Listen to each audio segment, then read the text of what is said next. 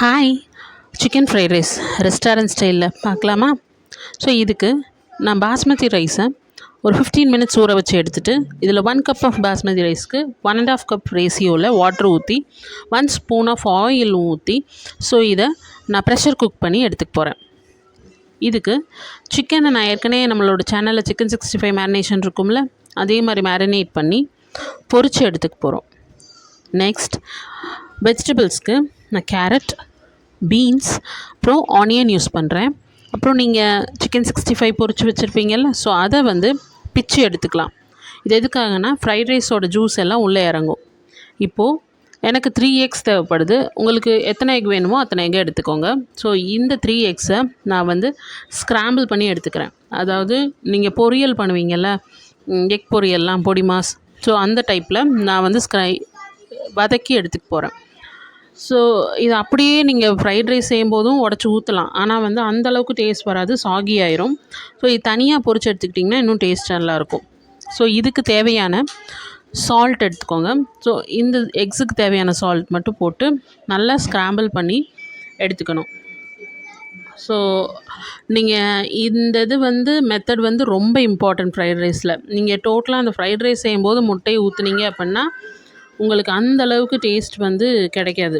So நீங்கள் ரெஸ்டாரண்ட்டில் சுட சுட நீங்கள் சாப்பிடும்போது கிடைக்கிற டேஸ்ட் கொஞ்சம் ஆறுனாலும் இருக்கிறது இல்லையா? ஆனால் இந்த டைப்பில் நீங்கள் எக்கை முன்னாடியே இப்படி ஃப்ரை பண்ணி எடுத்துனா நீங்கள் எப்போ சாப்பிட்டாலும் ஃப்ரைட் ரைஸ் அப்படியே ஃப்ரெஷ்ஷாக சாப்பிட்ற மாதிரியே ரொம்ப டேஸ்ட்டாக இருக்கும். நல்ல எல்லாத்தோட டேஸ்ட்டும் அதில் இறங்கியிருக்கும், சிக்கன், எக் அந்த மாதிரி. ஸோ நான் 2 ஸ்பூன்ஸ் ஆஃப் டொமேட்டோ சாஸ்க்கு few drops of soya sauce எடுத்திருக்கேன். நீங்கள் ஒரு 1/2 ஸ்பூன் ஆஃப் சோயா சாஸ் கூட சேர்த்துக்கலாம். நான் தம்பி கொடுக்குறனால ட்ராப்ஸ் மட்டும் எடுத்திருக்கேன். இப்போது ஒரு பேனில் ஒரு வடை சட்டி கூட எடுத்துக்கோங்க. வடை சட்டியில் ஒரு 2 ஸ்பூன்ஸ் ஆஃப் பட்டர் யூஸ் பண்ணிக்கோங்க. ஸோ அவ்வளோதான். இதுக்கு மேலே நம்ம இதில் எந்த ஆயிலும் யூஸ் பண்ண போகிறதில்ல. ஏன்னா எக் ஸ்க்ராம்பிள் பண்ணும்போதே நம்ம ஆயில் கொஞ்சம் எக்ஸ்ட்ரா தான் ஊற்றிருக்கோம். ஸோ அதுவே போதும். So 2 spoons of butter. இதுக்கு பட்டர் தான் சேர்க்கணும் அப்படின்னா ஆப்வியஸாக என்னை பொறுத்த வரைக்கும் பட்டர் தான் நல்லாயிருக்கும், பெஸ்ட் ஆப்ஷன். வேணும்னா நீங்கள் ஆயில் சேர்த்துக்கோங்க. இதில் பூண்டு சேர்த்துக்கோங்க. நான் ஒரு 2 பூண்டு குட்டி குட்டியாக கட் பண்ணி அந்த பட்டரில் சேர்க்குறேன். பட்டரில் பூண்டு சேர்க்கும் போது பயங்கரமான ஒரு அரோமா வரும், அது சூப்பராக இருக்கும் ஸ்மெல்லு. ஸோ பட்டர் நான் கொஞ்சம் சாட்டே ஆனதுக்கப்புறம் நம்ம ஆனியன் கட் பண்ணி வச்சுருக்கோம்ல, ஸோ அந்த ஆனியன் நான் ஒரு ஆனியன் கட் பண்ணி வச்சுருக்கேன். ஸோ அந்த ஆனியனை சேர்த்துக்கோங்க. இப்போ இந்த ஃப்ரைட் ரைஸில் பார்த்திங்கன்னா எல்லாமே ஓவர் குக் ஆகக்கூடாது, நார்மலாக தான் குக் ஆகணும். ஓகேவா? க்ரன்ச்சியாக இருந்தால் தான் ஃப்ரைட் ரைஸ் நல்லாயிருக்கும். நெக்ஸ்ட்டு நான் இப்போ கட் பண்ணி வச்சுருக்க பீன்ஸ், கேரட் இது எல்லாமே சேர்த்துக்கிறேன். சேர்த்து நல்லா சாட்டே பண்ணிக்கோங்க, நல்லா வதக்கிக்கோங்க. ஸோ வதக்கினதுக்கப்புறம் நீங்கள் அது நல்லா வெந்துடக்கூடாது, அதுதான் இதில் முக்கியம்.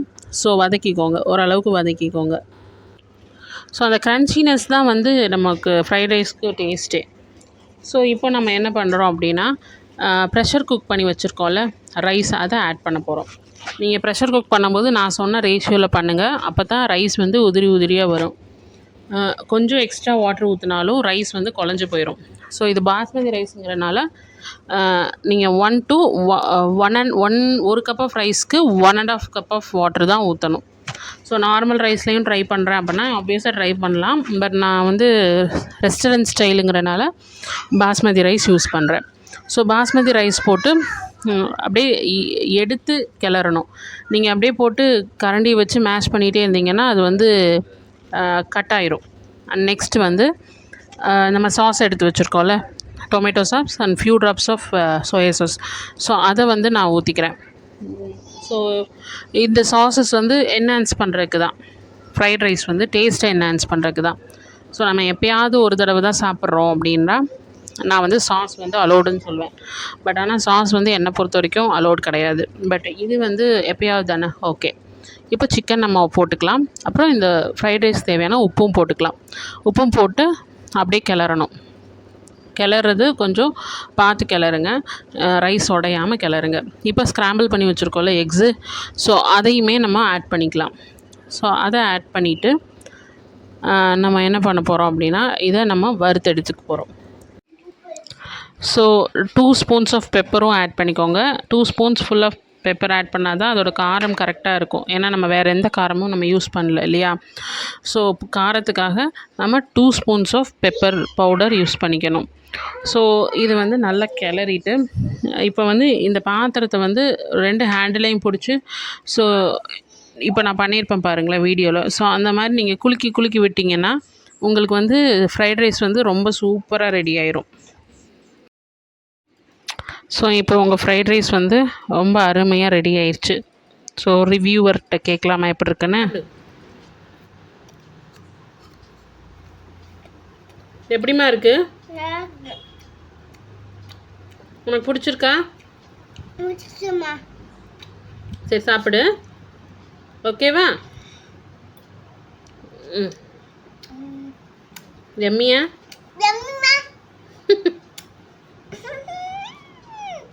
சரிம்மா.